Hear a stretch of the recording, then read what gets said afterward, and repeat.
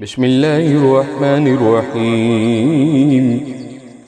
الحمد لله الذي أنزل على عبده الكتاب ولم يجعل له عوجا قيما لينذر بأسا شديدا من لدن ويبشر المؤمنين الذين يعملون الصالحات أن لهم أجرا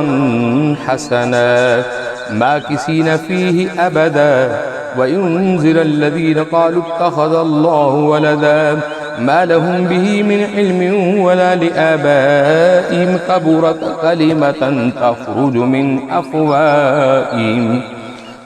إن يقولون إلا كذبا ولعلك باخع نفسك على آثارهم إن لم يؤمنوا بهذا الحديث أسفا إنا جعلنا ما على الأرض زينة لها لنبلوهم أيهم أحسن عملا وإنا لجاعلون ما عليها صعيدا جرزا أم حسبت أن أصحاب الكهف والرقيم كانوا من آياتنا عجبا إذ أوى الفتية إلى الكهف فقالوا ربنا آتنا من لدنك رحمة وهيئ لنا من أمرنا رشدا فضربنا على آذانهم في الكهف سنين عددا ثم بعثناهم لنعلم أيها الحزبين أحصى لما لبثوا أمدا نحن نقص عليك نبأهم بالحق إنهم فتية آمنوا بربهم وزدناهم هدى وربطنا على قلوبهم إذ قاموا فقالوا ربنا رب السماوات والأرض لن ندعو من دونه إلها لقد قلنا إذا شتتا هؤلاء قوم اتخذوا من دونه آلهة لولا يأتون عليهم بسلطان بين فمن أظلم ممن افترى على الله كذبا وإذ اعتزلتموهم وما يعبدون إلا الله فأووا إلى الكهف ينشر لكم ربكم من رحمته ويهيئ لكم من أمركم مرفقا وترى الشمس إذا طلعت تزاور عن كهفهم ذات اليمين وإذا غربت تقرضهم ذات الشمال وهم في فجوة من ذلك من آيات الله من يهد الله فهو المهتد ومن يضلل فلن تجد له وليا مرشدا وتحسوهم أيقاظا وهم رقود ونقلبهم ذات اليمين وذات الشمال وقلبهم باسط ذراعيه بالوسيد لو اطلعت عليهم لوليت منهم فرارا ولملئت منهم رعبا وكذلك بعثناهم ليتساءلوا بينهم قال قائل منهم كم لبثتم قالوا لبثنا يوما أو بعض يوم قالوا ربكم أعلم بما لبثتم فبعثوا أحدكم بورقكم هذه إلى المدينة فلينظروا أيها أزكى طعاما فليأتكم برزق منه وليتلطف ولا يشعرن بكم أحدا إنهم إن يظهروا عليكم يرجموكم أو يعيدوكم في ملتهم ولن تفلحوا إذا أبدا وكذلك أعثرنا عليهم ليعلموا أن وعد الله حق وأن الساعة لا ريب فيها إذ يتنازعون بينهم أمرهم فقالوا ابنوا عليهم بنيانا ربهم أعلم بهم قال الذين غلبوا على أمرهم لنتخذن عليهم مسجدا سيقولون ثلاثة رابعهم قلبهم ويقولون خمسة سادسهم قلبهم رجما بالغيب ويقولون 7 وثامنهم كلبهم قل ربي أعلم بعدتهم ما لا يعلمهم إلا قليل فلا تمار فيهم إلا مراء ظاهرا ولا تستفت فيهم منهم أحدا ولا تقولن لشيء إني فاعل ذلك غدا إلا أن يشاء الله واذكر ربك إذا نسيت وقل عسى أن يهديني ربي لأقرب من هذا رشدا ولبسوا في كهفهم 300 سنين وازدادوا 9 قل الله أعلم ما لبسوا له غيب السماوات والأرض أبصر به وأسمع ما لهم من دونه من ولي ولا يشرك في حكمه أحدا واتل ما أوحي إليك من كتاب ربك لا مبدل لكلماته ولن تجد من دونه ملتحدا واصبر نفسك مع الذين يدعون ربهم بالغداوة والعشي يريدون وجهه ولا تعد عيناك عنهم تريد زينة الحياة الدنيا ولا تطع من أغفلنا قلبه عن ذكرنا واتبع هواه وكان أمره فرطا وقل الحق من ربكم فمن شاء فليؤمن ومن شاء فليكفر إنا أعتدنا للظالمين نارا أحاط بهم سرادقها وإن يستغيثوا يغاثوا بماء كالمهل يشوي الوجوه بئس الشراب وساءت مرتفقا إن الذين آمنوا وعملوا الصالحات إنا لا نضيع أجر من أحسن عملا أولئك لهم جنات عدن تجري من تحتهم الأنهار يحلون فيها من أساور من ذهب ويلبسون ثيابا خضر من سندس واستبرق متكئين فيها على الأرائك نعم الثواب وحسنت مرتفقا واضرب لهم مثلا الرجلين جعلنا لأحدهما جنتين من أعناب وحفظناهما بنخل وجعلنا بينهما زرعا كلتا الجنتين آتت أكلها ولم تظلم منه شيئا وفجرنا خلالهما نهرا وكان له ثمر فقال لصاحبه وهو يعاوره أنا أكثر منه مالا وأعز نفرا ودخل جنته وهو ظالم لنفسه قال ما أظن أن تبيد هذه أبدا وما أظن الساعة قائمة ولئن رددت إلى ربي لأجدن خيرا منها منقلبا قال له صاحبه وهو يعاوره أكفرت بالذي خلقك من تراب ثم من نطفة ثم سواك رجلا لكن هو الله ربي ولا أشرك به بربي أحدا ولولا إذ دخلت جنتك قلت ما شاء الله لا قوة إلا بالله لا قوة إلا بالله لا قوة إلا بالله إن ترني أنا أقل منك مالا وولدا فعسى ربي أن يؤتين خيرا من جنتك ويرسل عليها حسبانا من السماء فتصبح سعيدا زلقا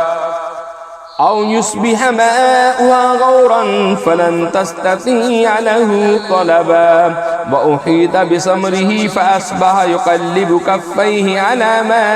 أنفق فيها وهي خاوية على عروشها ويقول يا ليتني لم أشرك بربي أحدا ولم تكن له فئة ينصرونه من دون الله وما كان منتصرا هنالك الولاية لله الحق هو خير ثوابا وخير عقبا واضرب لهم مثل الحياة الدنيا كماء إن أنزلناه من السماء فاختلط به نبات الأرض فأصبح هشيما تذروه الرياح وكان الله على كل شيء مقتدرا المال والبنون زينة الحياة الدنيا والباقيات الصالحات خير عند ربك ثوابا وخير أملا ويوم نسير الجبال وترى الأرض بارزة وأشرناهم فلم نغادر منهم أحدا وعرضوا على ربك صفا لقد جئتمونا كما خلقناكم أول مرة بل زعمتم أن لن نجعل لكم موعدا ووضع الكتاب فترى المجرمين مشفقين مما فيه ويقولون يا ويلتنا ما لهذا الكتاب لا يغادر صغيرة ولا كبيرة إلا أحصاها ووجدوا ما عملوا حاضرا ولا يظلم ربك أحدا وإذ قلنا للملائكة اسجدوا لآدم فسجدوا إلا إبليس كان من الجن ففسق عن أمر ربه أفتتخذونه وذريته أولياء من دوني وهم لكم عدو وبئس للظالمين بدلا ما أشهدتهم خلق السماوات والأرض ولا خلق أنفسهم وما كنت متخذ المضلين عضدا ويوم يقول نادوا شركائي الذين زعمتم فدعوهم فلم يستجيبوا لهم وجعلنا بينهم موبقا ورأى المجرمون النار فظنوا أنهم مواقعوها ولم يجدوا عنها مصرفا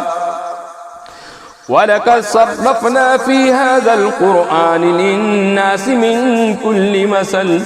وكان الإنسان أكثر شيء جدلا وما منع الناس أن يؤمنوا إذ جاءهم الهدى ويستغفروا ربهم إلا أن تأتيهم سنة الأولين أو يأتيهم العذاب قبلا وما نرسل المرسلين إلا مبشرين ومنذرين ويجادل الذين كفروا بالباطل ليدحضوا به الحق واتخذوا آياتي وما أنذروا هزوا ومن أظلم ممن ذكر بآيات ربه فأعرض عنها ونسي ما قدمت يداه إنا جعلنا على قلوبهم أكنة أن يفقهوه في آذانهم وقرا وإن تدعوهم إلى الهدى فلن يهتدوا إذا أبدا وربك الغفور ذو الرحمة لو يؤاخذهم بما كسبوا لعجل لهم العذاب بل لهم موعد لن يجدوا من دونه موئلا وتلك القرى أهلكهم لما ظلموا وجعلنا لمهلكهم موعدا وإذ قال موسى لفتاه لا أبرح حتى أبلغ مجمع البحرين أو أمضي حقبا فلما بلغا مجمع بينهما نسيا حوتهما فاتخذ سبيله في البحر سربا فلما جاوزا قال لفتاه آتنا غداءنا لقد لقينا من سفرنا هذا نصبا قال أرأيت إذ أوينا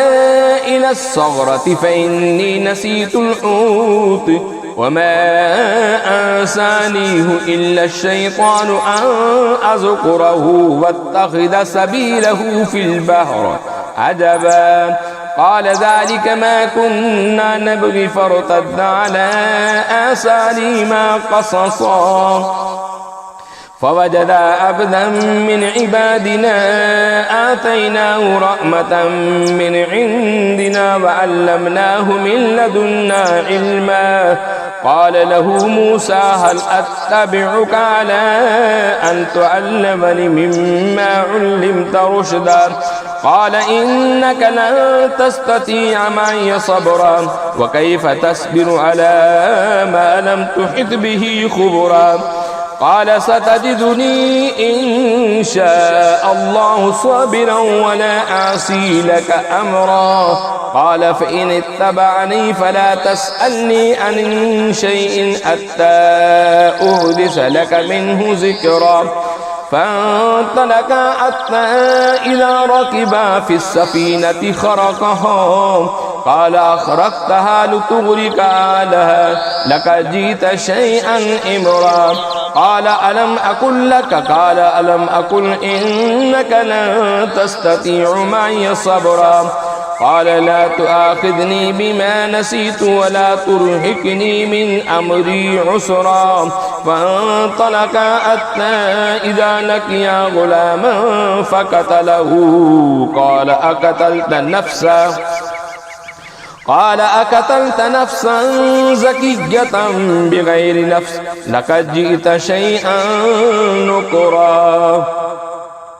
قال ألم أقل لك إنك لن تستطيع معي صبرا قال إن سألتك عن شيء بعدها فلا تصاحبني قد بلغت من لدني عذرا فانطلقا حتى إذا أتيا أهل القرية نستطعما أهلها فأبوا أن يضيفهما فوجد فيها جدارا يريد أن ينقض فأقامه قال لو شئت لاتخذ عليه أجرا قال هذا فراق بيني وبينك سأنبئك بتأويل ما لم تستطع عليه صبرا أما السفينة فكانت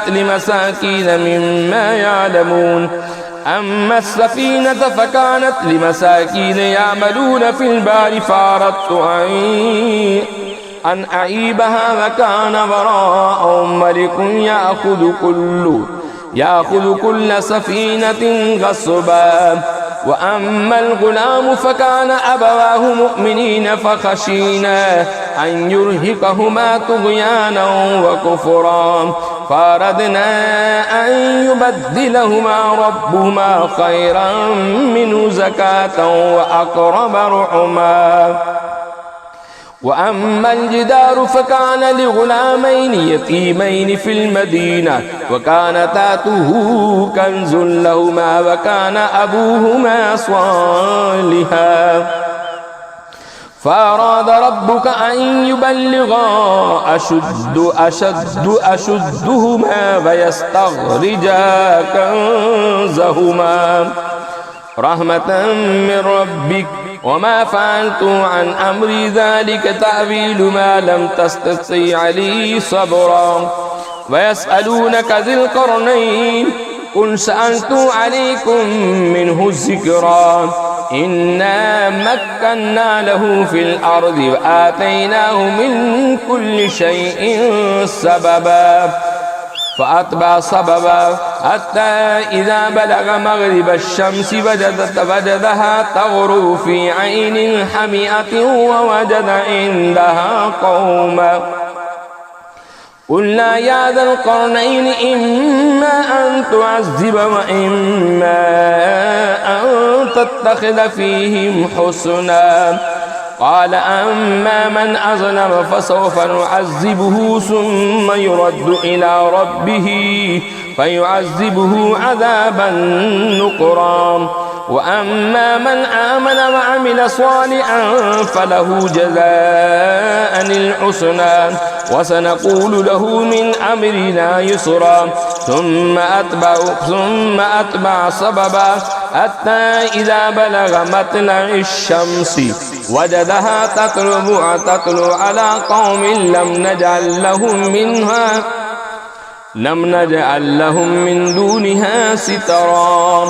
من دونها سترا كذلك فقد أحطنا به لديه خبرا ثم أتبع سببا حتى إذا بلغ بين السدين وجد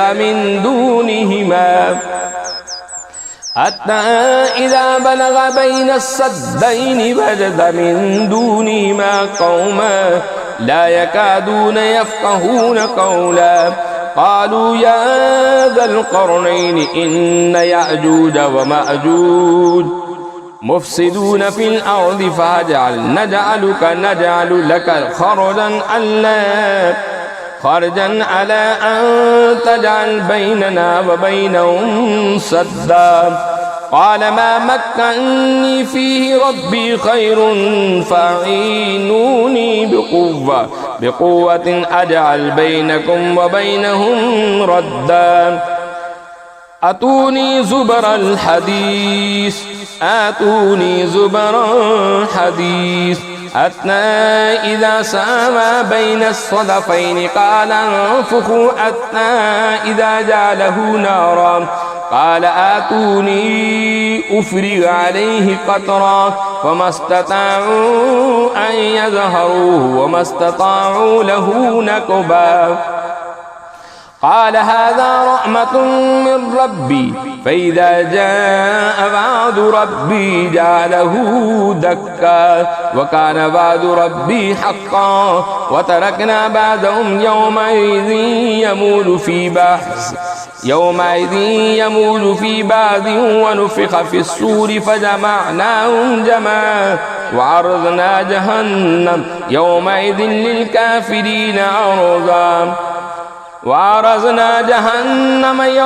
للكافرين عرضا الذين كانت أعينهم في غطاء